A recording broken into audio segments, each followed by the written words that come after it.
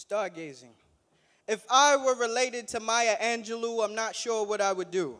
I would think of many poems, many approaches to convey them, but yet lack the courage to perform them. A courage not foreign to Mother Angelou. What I could do would probably instigate an issue. So dodging negativity 2018 is a virtue. Then I realized what I should have done, which is something only possible for some, and that's just the process of being human. But Maya Angelou was not only human, she was a star. A star given typical labels such as actress, director, social justice activist, and greatly a poet. Skills and passions that couldn't keep her down. She directed amongst the guys and still remained beautiful and brown. The grandmother of poetry, a blessing to Black history in the month of poetry. A once caged bird. The once caged bird flew straight into the sun, not to burn alive, but rather become one with the star itself. The star that gazes at the stars that look back at it. The openings of our eyes keep our lives on track.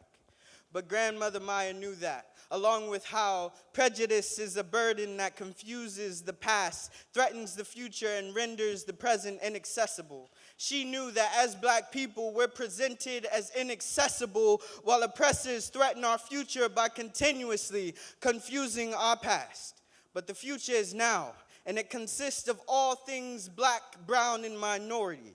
For sworn-in poems, we ask why she was last, why someone hasn't flipped the hourglass to let the candle bask in its hour of mass, taking up space like no other for all the numbers lost, why Robert Frost didn't finish his task. Was it because he couldn't see past the sun, or he decided not to? Share a poem about truth, avoiding the sleuthing of the current state of the nation. Because of 1961, today is for my cause a day of days.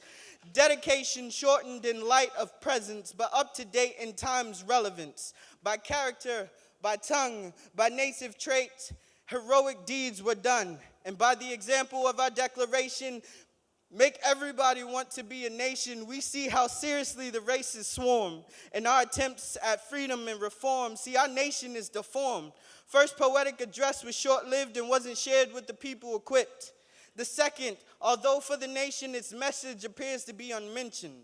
Suppose time of conviction, and we yet to see convictions for the cops put on remission. See, presidential poems unveil America's mask. A mask so wavering you'd rather not ask, that on the pulse of the morning, Blacks are still treated like we came here in hoardings, and overseas Syrians have just begun mourning, while our president sits back and starts tweeting, theirs is shifting. And that's a damn good comparison. Give it up for the poet, y'all.